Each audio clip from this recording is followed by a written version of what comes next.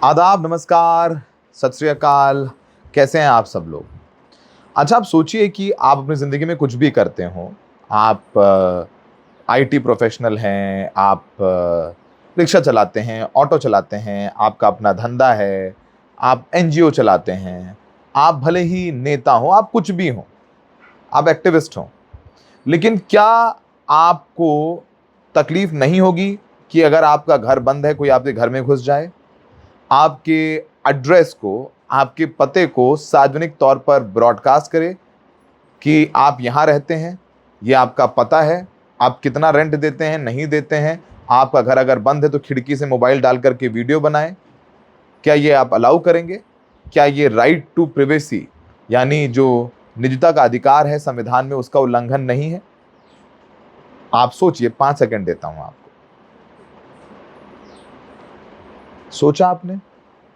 सोचिए, अगर आपके साथ ऐसा हो, आपको बर्दाश्त होगा? नहीं होगा।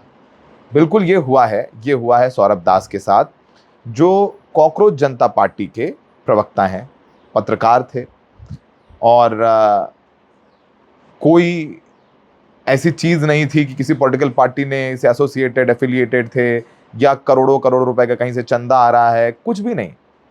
वो जहां रह रहे थे, उनके घर के बाहर जाकर के वीडियो बनाए गए, उनके घर के पते को ब्रॉडकास्ट किया गया कि ये यहाँ रहते हैं, धमकी दी गई और तो और ये कहा गया कि देखिए 12 लाख रुपए सालाना किराया है। उनके घर पर जो काम करने वाले लोग हैं, उनके वीडियोस बनाए गए। ऐसा क्यों किया गया? क्योंकि वो कॉकरोच जनता पार्टी के प्रवक्ता हैं। क्या कॉकरोच जनता पार्टी कोई पॉलिटिकल पार्टी है? क्या सौरभ दास राजनीतिज्ञ हैं? क्या सौरभ दास सांसद हैं? क्या सौरभ दास विधायक हैं? एक आंदोलन का हिस्सा है, एक आंदोलन का चेहरा है। क्या उनकी अपनी निजी जिंदगी नहीं है? ये सब कुछ हुआ और सोशल मीडिया पर उनका पता बाकायदे ब्रॉडकास्ट किया गया। हम आपको वीडियोस नहीं दिखा रहे हैं, हम उनके कुछ ट्वीट सौरभ दास के दिखा रहे हैं। सौरभ दास ने एक ट्वीट किया दोपहर में कल, और उसमें उन्होंने कहा कि कुछ यूट्यूबर्स और मीडिया के चैनल मेरे घर में घुस आए हैं और मेरे घर के अंदर की तस्वीरें दिखाई जा रही हैं। ये मेरी निजता यानी मेरी निजी ज़िंदगी में इन्वेजन है, निजी ज़िंदगी में हमला है और ये मेरे और मेरे परिवार की सुरक्षा के लिए भी एक ख़तरा है। अगर मेरे घर पर आकर के मुझ पर हमला कर दिया जाए जो एंटी सोशल एलिमेंट्स हैं, तो ये जो यूट्यूबर्स हैं, ये जो कुछ जर्नलिस्ट हैं जो मेरे पते को उछाल रहे हैं, सवाल पूछ रहे हैं, उसकी जिम्मेदारी उनकी होगी, दिल्ली पुलिस की होगी। उन्होंने दिल्ली पुलिस को टैग किया और बाकायदे उनके पते को उछाला गया, ब्रॉडकास्ट किया गया, उनकी इनकम के बारे में सवाल पूछे गए, उनके बैकग्राउंड के बारे में सवाल पूछे गए, सब सारी चीज़ें हुई। अब आपसे एक सवाल है, ये बताइए कि क्या सौरभ दास विधायक हैं, सौरभ दास सांसद हैं, जो उन्हें अपनी इनकम, अपनी एसेट्स डिक्लेयर करने हों? बिल्कुल नहीं है ना। एक आम आदमी, एक आम पत्रकार, उसे लगा एक आंदोलन में हिस्सा बनना चाहिए, वो बन गया। अगर उनके पास जो पैसा है, अगर है भी, तो इनकम टैक्स किसके पास है? अगर उनके पास पैसा है और वो ईमानदारी से इनकम टैक्स भर रहे हैं, तो क्या ये चोरी है? मतलब कहाँ गलती है? क्यों? अगर भाई किसी को शक है कि उनके पैसे पर, रुपये पर, तो इंक्वायरी कर ले सरकार। पर उनके घर का पता जाकर के ब्रॉडकास्ट कर देना, जग जाहिर कर देना, ये एक ग्रेव थ्रेट है। और मैं ये चाहता हूं कि ये सिर्फ सौरभ दास नहीं, अगर किसी के साथ भी ऐसा किया जाता है, किसी भी व्यक्ति के साथ ऐसा किया जाता है, तो जायज़ नहीं है, नाजायज़ है। सवाल पूछे जा रहे हैं कि 12 लाख रुपए का सालाना किराया है। अरे, आपके पास रेंट एग्रीमेंट है, अच्छा वो किराए पे रहते हैं, उनके मकान मालिक, आप ये बताइए कि किसी के घर पर आ जाएंगे तो क्या मकान मालिक उनको रहने देंगे वहां पर? वो कहेंगे यार तुमने तो मेरे घर पे आके मीडिया घुसवा दी, मेरे घर पर आकर के लोग वीडियोस बना रहे हैं, मेरे घर के कर्मचारियों के इंटरव्यूज़ लिए जा रहे हैं, मेरे घर पे आकर के मेरे घर को हाईलाइट कर दिया गया, तो वो तो ये कहेगा कि मैंने तो सौरभ दास को घर दे करके बहुत बड़ी गलती कर दी। लोग डरते हैं भाई, मीडिया वाले घुस आए, एड्रेस बता रहे हैं, यहाँ कहाँ रहते हैं, क्या खाते हैं, इतना पैसा, इतना रुपया। अच्छा, इस पूरे मामले में सौरभ दास ने दिल्ली पुलिस थाने में जाकर के, उनके वकीलों ने जाकर के एक शिकायत दर्ज कराई है। बताया है कि सौरभ के और सौरभ के परिवार को कितना खतरा है।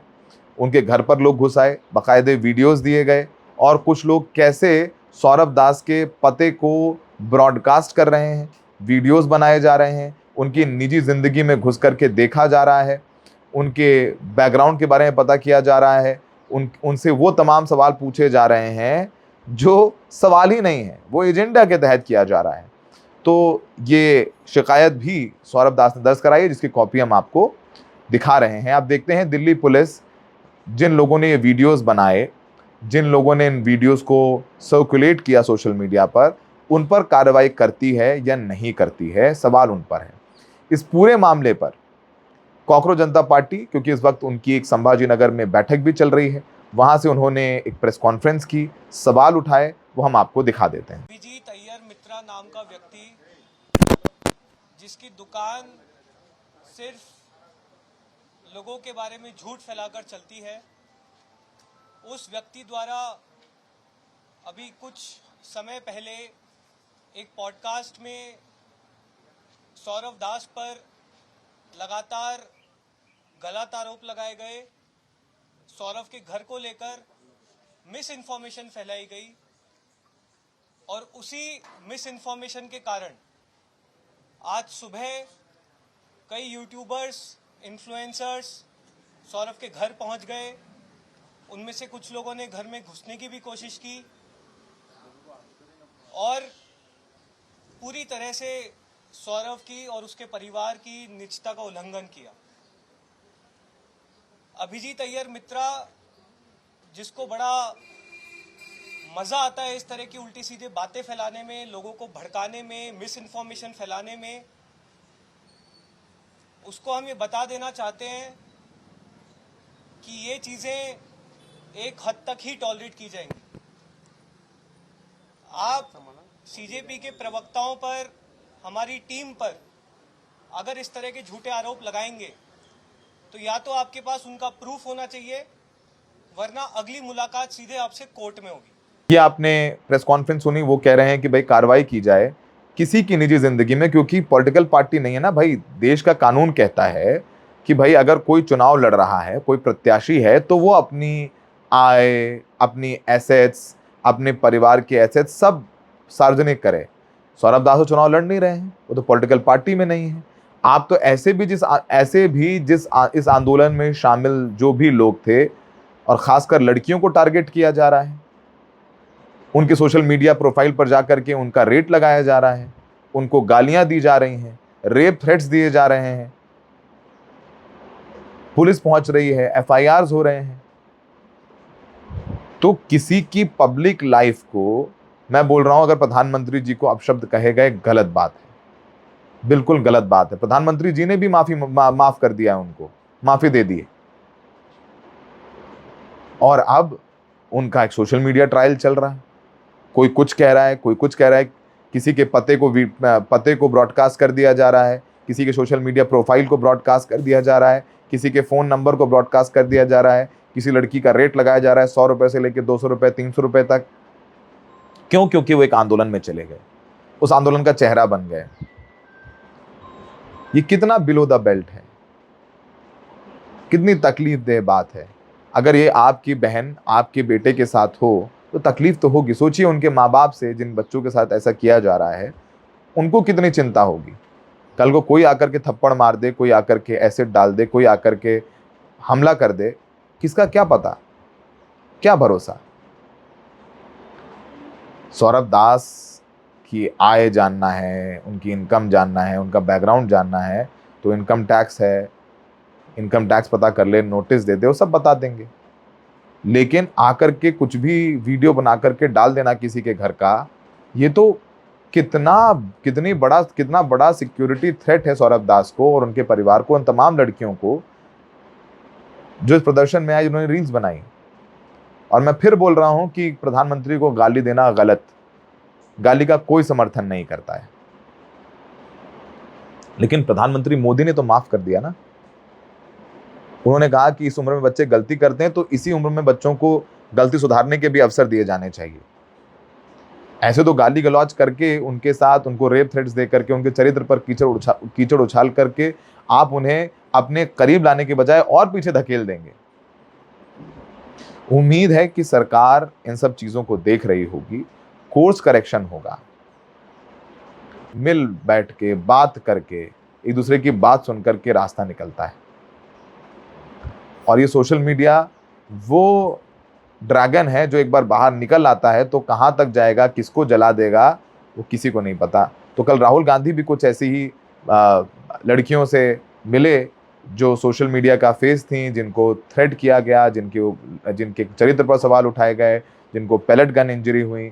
उन लड़कियों ने क्या कहा, आइए आपको सुनवाते हैं। रानाज उत्तर प्रदेश से आई हूँ, मैं एज अ ग्रेजुएशन स्टूडेंट हूँ। लेकिन हम जब 20 तारीख को जंतर मंतर पे एकदम पीसफुल होके प्रोटेस्ट कर रहे थे, ये पुलिस के गुंडे बहुत बुरी तरीके से हमको मारे। इतने बुरा इंजर्ड करने के बाद में ये लोग हम लोगों पे ये बोलते हैं कि अगर आप कार्रवाई करोगे तो हम लोग भी डायरेक्ट कार्रवाई करेंगे। देन उसके बाद भी जब इनसे ये नहीं बना तो ये लोग कहने लगे, ये पुलिस का कहना था कि इनका नाम, क्योंकि मुसलमान नाम से इन लोगों ने जज किया कि मैं फरानाज। पहले इन्होंने मुझे मारने के बाद बस में बिठाया, 3 घंटे तक लिटरली रखे, और फिर उसके बाद बोलते हैं कि नाम क्या। मैंने कहा फरानाज। इनकी लिस्ट अलग बनाई जाएगी क्योंकि ये लोग देशद्रोही हैं। तो सर, अगर हम लोग शांति से प्रोटेस्ट कर रहे हैं, क्या हम देशद्रोही हैं? क्योंकि हम लोग नॉर्मल लगा रहे थे वंदे भारत और भारत माता की जय, उसके बावजूद भी हम लोग को मारने के बाद देशद्रोही बोलते। तो ये इन्होंने हमारे साथ किया। उसके साथ साथ सोशल मीडिया पे लगातार आ रहा है कि अरे ये लोग सिर्फ देशद्रोही पना करने गए थे। तो मेरा यही कहना है कि अगर आप लोग इस तरीके से करते रहोगे, लेकिन हम लोग बाज नहीं आएंगे। हम हक के लिए, अपने देश के लिए हमेशा खड़े रहेंगे। जय हिंद, जय भारत। हेलो एवरीवन, मेरा नाम है रिया अहीर। मैं वो लड़की हूँ जो मुंबई पुलिस के सामने आ गई थी। यू गाइस से कि ये वो लड़की है जो वायरल हो गई है, जिन्होंने मुंबई पुलिस को रोका था। बट मैं मीडिया से ये कहना चाहूंगी, मैं वो लड़की हूँ जिन्होंने 20 बच्चों को अनलॉफुली डिटेन होने से रोका था। Please change your narrative, change your perspective. पर जो भी मैंने किया उसकी वजह से मुझे बहुत हरास किया जा रहा है। ट्रोलिंग नहीं बोलूंगी मैं, क्योंकि ये ट्रोलिंग नहीं है, ये क्राइम है।